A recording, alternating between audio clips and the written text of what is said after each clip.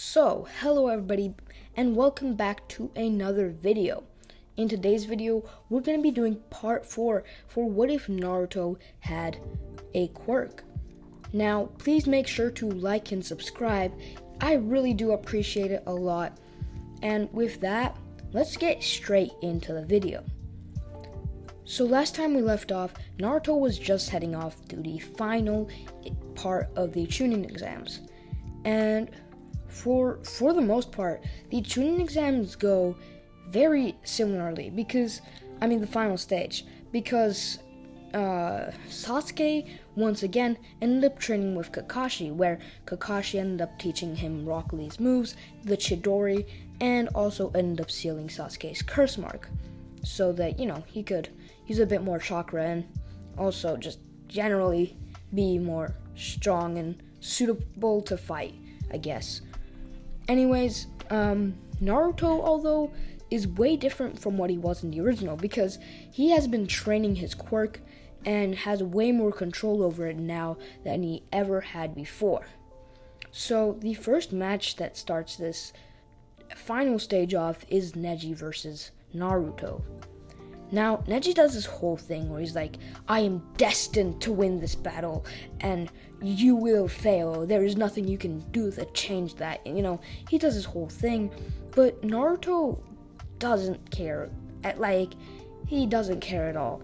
And he's just like, yeah, just fight me and we'll see. And Neji's kind of, he takes that personally. He's like, yo, did you just interrupt me mid-sentence? Yo, I'm gonna beat you, bro. What are you talking about? And Neji's doing his whole thing, but Naruto's just like, hey, I don't know what those people are called, referee. No, he's not a referee. He's just like, hey, instructor, can you just start the match? And he's like, okay, go. And Neji instantly activates his Byakugan and starts rushing towards Naruto. Naruto immediately responds by creating multiple shadow clones and using those to attack. Now, the first part of this fight goes very similar to what happens in canon, where Naruto just keeps attacking with shadow clones, while Neji is just destroying his shadow clones, using his gentle fist technique and using his Byakugan to kind of just beat Naruto really bad. And Naruto keeps fighting.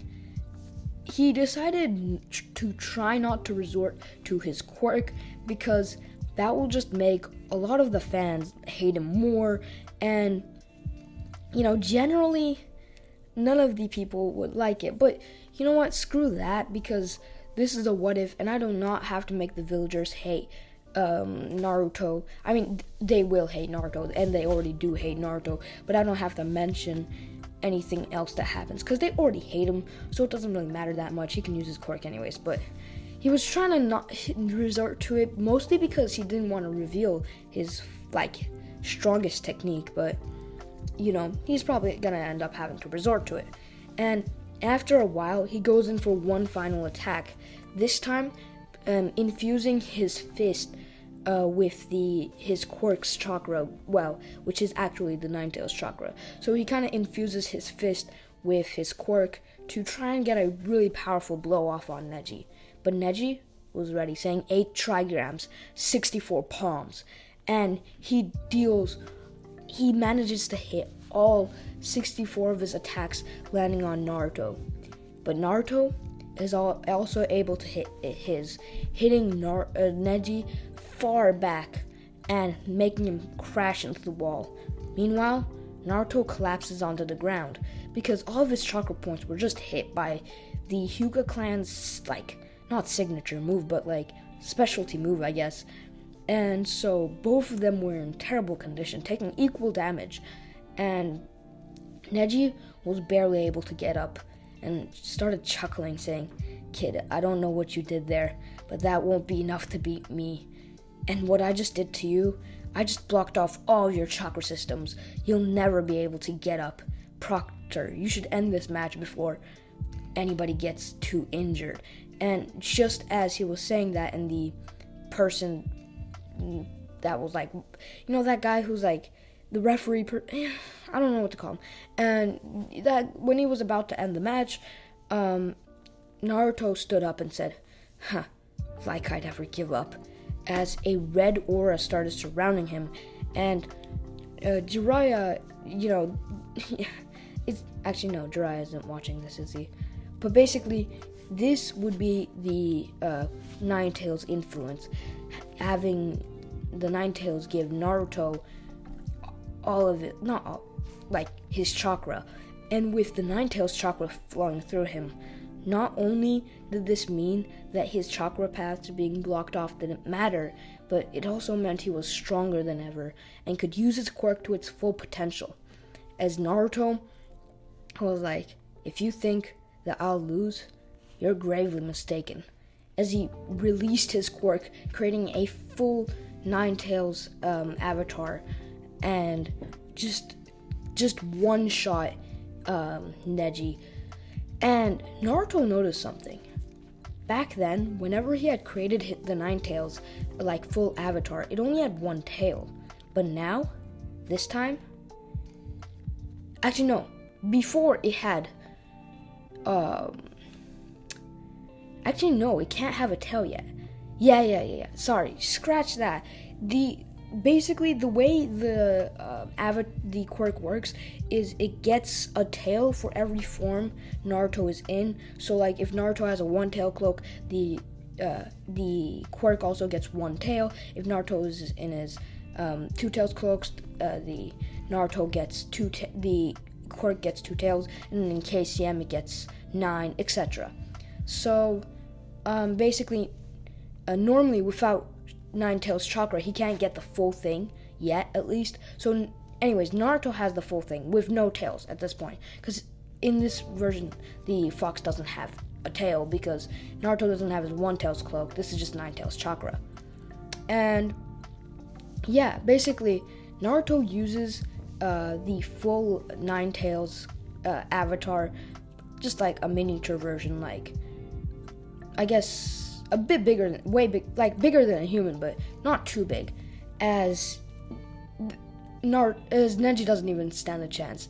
He was already injured from that punch, and after Naruto summoned his full Nine Tails quirk, Neji didn't stand a chance and got one hit, getting pounded into the ground and being instantly knocked out.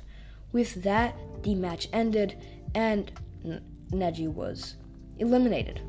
Meanwhile, all the other matches went the exact same, and this is up until Sasuke's match, where Sasuke stabs the Chidori into Gaara's chest after Gaara does his whole sand dome, and from there, that is when the Konoha Crush starts. And so basically,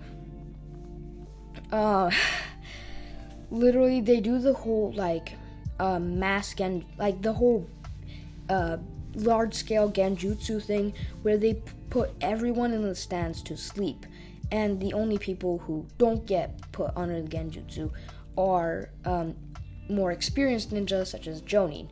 And after Sakura releases Naruto and the others from the genjutsu, they all look up and realize they're under attack, as Kakashi and Guy take care of all the imposters among us. Sorry, I had to do it. While Naruto decides to go after Sasuke and Gaara. Now, after finally finding Gaara, he just sees Sasuke, who is on the tree, almost about to be killed by Gaara. And then he sees Sakura, who is trapped, stuck on the tree, covered by sand that is slowly hardening and closing around Sakura.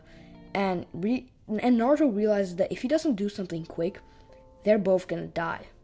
As Naruto starts using his quirk to get really strong hits on the half-transformed Gaara. And this continues happening until Gaara falls asleep and releases the full One Tails. Now this is when Naruto's I can't compete with that, as he says, Well, I do have a I do have a trick up my sleeve, as he bites his thumb and puts his hand on the ground, summoning Gamabunta. As Gamabunta and Shukaku start having a heated battle, with Shukaku sending wind bullets and Gamabunta trying to fight back with his sword and stuff. And eventually, Gamabunta's like, okay, kid, I need you to do a transformation so that I can turn into something that has claws, so that you can jump off and jump onto Shukaku and wake up Gaara. And this is when Naruto's like, something with claws. I know. As he says, transform, or transformation jutsu, I don't know what it's called. And Gamabunta transforms into the Nine Tails and manages to hold on to Shukaku as Gamabunta shouts, I can't keep staying in this state for too much longer. Be quick before I have to let go of Shukaku. And Naruto does not miss this opportunity, running and jumping off of Gamabunta and headbutting Gaara, waking him up, and using his Talk no Jutsu to turn Gaara to the good side. And meanwhile, in Konoha, Orochimaru and Hiruzen fight. Hiruzen does end up dying, and that's basically what happens. And that's the end of the Konoha Crush. And after that, it's just like they return, and when they return, they're just discussing about who's going to be the new Hokage. And after asking Jiraiya and Jiraiya declining, they're like, well then, who can be the Hokage? As Jiraiya suggests, Tsunade. And sorry I took a little break, but basically, Naruto and Jiraiya were sent on a mission to find Tsunade. Now, they went off, and during this entire trip, they did not encounter Itachi and Kisame, because why? Plot convenience. I'm the writer of this What If. I decide what happens, and I do not feel like writing all of that out, so it's not gonna happen. Anyways, so Naruto and Jiraiya went off on their way, and all they knew about where Tsunade was is she's probably gambling, and she's probably in some sort of location, but they don't know much. So Naruto and Jiraiya basically just went from place to place, asking if anybody knew who Tsunade was or saw Tsunade. And at first, they weren't making a lot of progress. Not a lot of people knew who or where Tsunade was. But there was one person who recognized Tsunade, calling her the legendary sucker, and saying that she was recently seen around someplace I don't know the name of. And this was really helpful for Jiraiya and Naruto because they had an idea of where to go. Now, along the way, trying to find Tsunade, Jiraiya taught Naruto the Rasengan, and although Naruto didn't master it, he did start learning it a lot faster and earlier than in canon, so he actually masters the jutsu a bit earlier than what happens in canon. So basically, they're off on their way, and Naruto's basically already mastered the jutsu, and they just decide to stop at a bar for the night. And so they just come into the bar, sit down, order some food, and they just hear some woman shouting in the back and being like, la, la, la. I don't know what the person is saying, but complaining about stuff. And Jiraiya's like, yeah, it's probably a Karen, if that exists in the Naruto universe. And they decide to go over and complain, being can you be quiet for a second? We're trying to enjoy a meal here. But they head over and they see Tsunade, and Jiraiya immediately recognizes her, being like, Tsunade? And Tsunade looks over and is like, Jiraiya? And they just stare at each other for a moment, and Jiraiya speaks, explaining that they want her to come back to the village and want her to become the new Hokage, explaining that the third Hokage ended up dying. Now, Tsunade once again insults the Hokage, getting Naruto mad, since Naruto greatly respects the Leaf Village and also dreams of becoming the Hokage. Now, Tsunade gets mad at Naruto for getting mad at her, for getting mad at the Hokage. So she's like, okay, you little kid, if you can get, we should fight. If you can get a single hit on me, I'll come back to the village and become Hokage. But if you can't, I'm not coming. And so basically, they went outside, and they started off battling, and Naruto didn't really stand a chance. And after assessing Tsunade's skill level, he decided that he had to go all out if he wanted any chance at winning.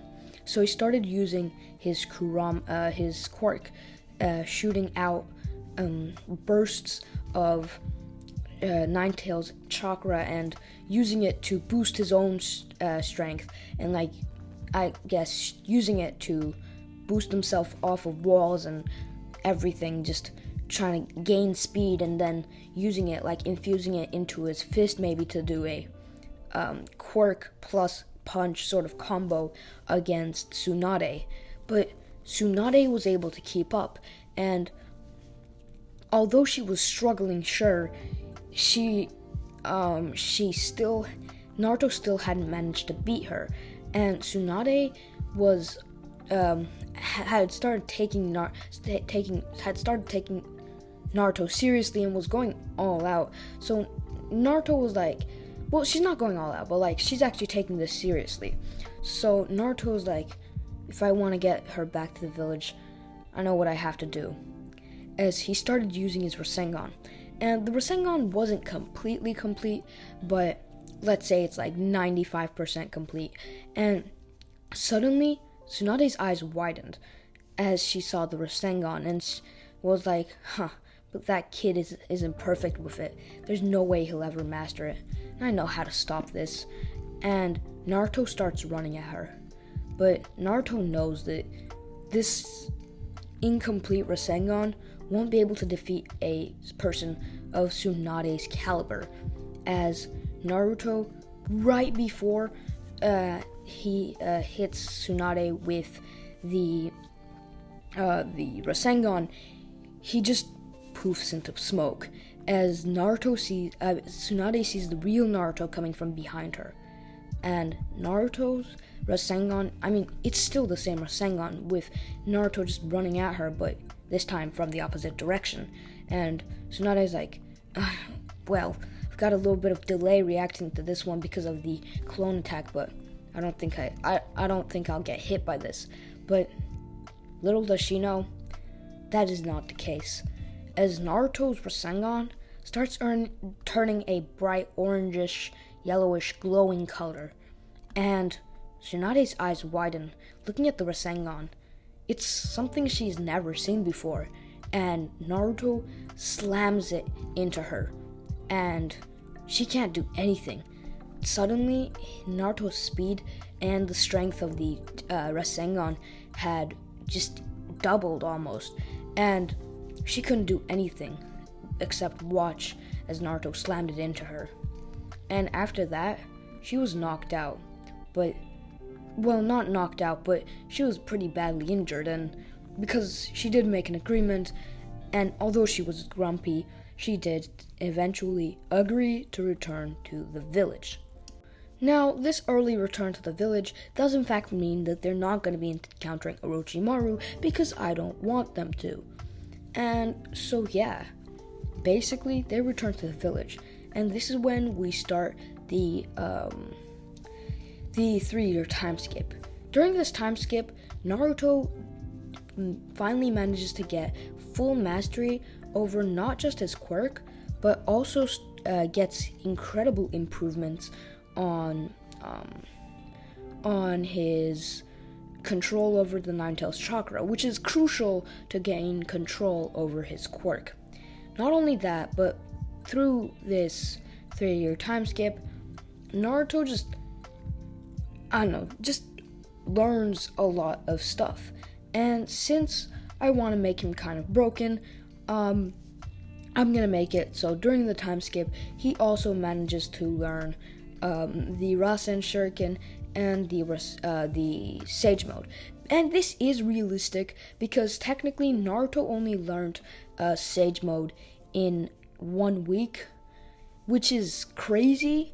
But if it only took him 1 week, like let's say the time skip was for 3 years, I'm just gonna make the time skip for 3 years in 1 week. So boom, done. It's literally not like a big deal. So he can have Sage Mode. Don't even complain. This is my what if. I'm giving him Sage Mode and Rasen Shuriken because I want to make him OP.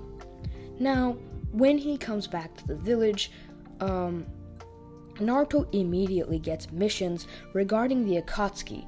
And, Jiraiya is like, man, these guys. And it's just like, apparently, Gaara was abducted and the Sand Village was attacked. And Naruto was like, wait a second. Gaara became the Kage. And Tsunade's like, yeah, you didn't know. And everyone was like, bro, Naruto, have you been living under a rock or something? And Naruto's like, well, kind of. I mean, I literally went away for 3 years. So what do you expect? But anyways, without complaining, he just went off. And Team 7 just went on and did the mission. Now, everything there went the same as canon, where Naruto was, actually no, it did not go the same as canon, because with Naruto's assistance, instead of going after Deidara, who had already escaped, they just all teamed up on Sasori, and were able to defeat Sasori, and the Granny Chio, I think she's called, I don't know, that person did her whole self-sacrifice revival thingy technique to revive Gaara. And yeah, Gaara came back. And Naruto, for the rest of the time, just kept going on missions regarding the Akatsuki. One time, even going with Jiraiya on a mission to spy on the Akatsuki, and almost getting caught. But at this point, Naruto had the attention of the Akatsuki. He was clearly very powerful, and he was interfering with their plans. If they let Naruto stay for any longer, he was going to be an incredible amount of trouble for their plans. So, they decided to kill him immediately.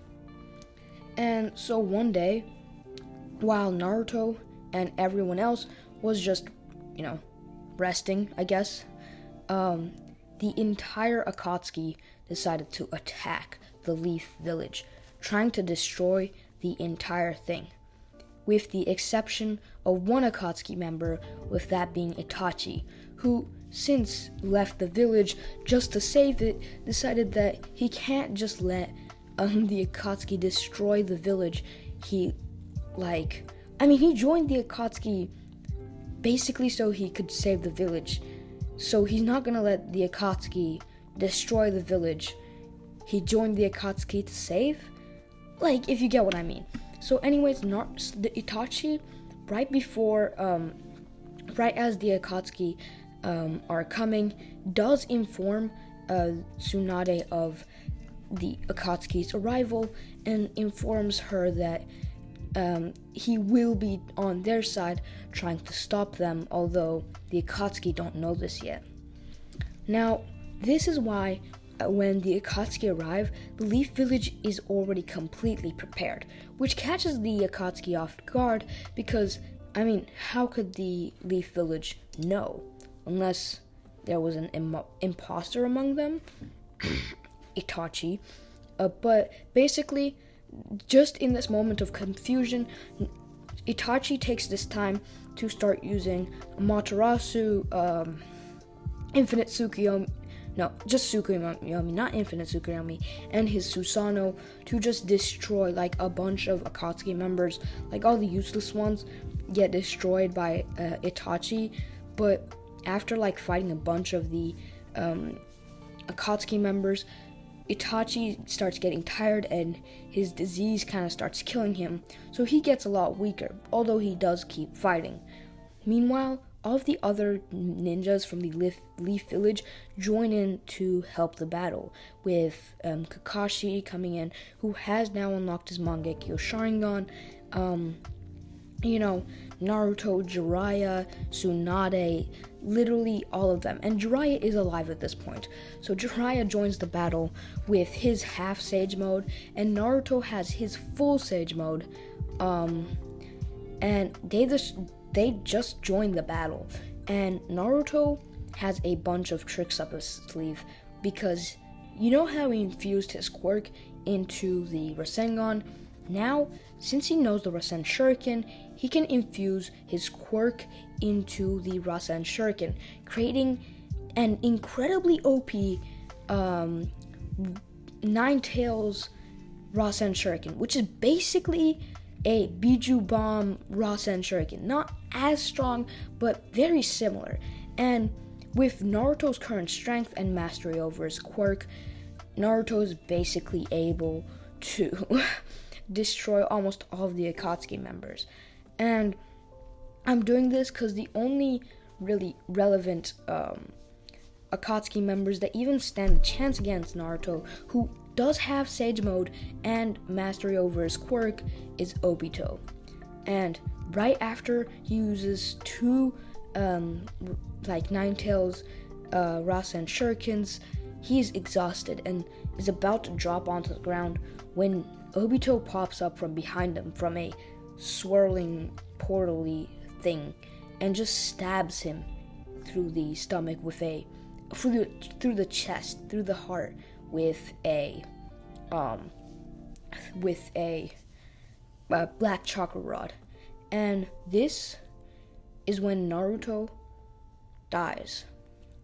But then he sees Kurama, and he talks to Kurama, and this isn't the first time they've met. Obviously, they've met a long time ago, but Kurama's like, listen kid, if you don't have my help, you're gonna die. If you open this cage I'm in, I can save you, but it's your only option. And Naruto doesn't need too much convincing. He already trusts the Nine Tails, and knowing that if he doesn't do this, he's gonna die anyways, decides to open the gate. And Kurama and Naruto end up fist bumping, and as Naruto is dropping to the ground in the real world, suddenly a crazy aura starts flowing around him, and the wound completely heals, as Naruto immediately ends up entering KCM 2. And since he already had Sage mode activated and ready because he knew the Akatsuki were coming, he enters KCM 2 plus Sage mode. Now, this also means his quirk is suddenly super OP. And this is when I finally get to show off the full extent of his quirk. Now, he decides to summon his Nine Tails avatar, or his quirk, and suddenly, this is way bigger than anybody has ever seen his quirk. And now, it has full 9 tails. And suddenly, the instant he summons Kurama, his quirk. Not Kurama, his quirk. There's a slight difference. His quirk literally just shoots out a huge beam of energy out of its mouth, almost just destroying Obito. And Obito basically almost loses an arm, but he's able to get out of there barely, but not unscathed. He does get a great injury on his arm. And after Obito rematerializes, Naruto just goes after him with full strength. And Obito almost doesn't stand a chance. Naruto is just straight up using freaking Biju bombs with his quirk, as he's using his quirk to just dash in and just go full attack barrage combo move, whatever. And then on top of that, a full 9 tails infused Rasen Shuriken. I don't even know what to say. And if Obito couldn't beat Minato, Naruto at his current level is on a whole nother stage, and Obito just gets destroyed by the final Rasen Shuriken, being just destroyed down to the atom. And although and Naruto was like, whoa, I did it. That was kind of fast. That was pretty sudden. And I would agree with Naruto, but to be honest, this is where I'm going to end the what if off. After this, the Akatsuki are defeated, as you might have realized, by Obito's death and all of the other Akatsuki, like I mentioned before. And Itachi also ends up dying from his disease and overexhaustion. And yeah, I'm not going to go into the whole Boruto stuff, but this is the end of this series. Please make sure to look out for when the movie comes out, and make sure to give any recommendations for what my next series should be. But with that is all I've got to say for today. Make sure to like and subscribe, and I'll see you next time.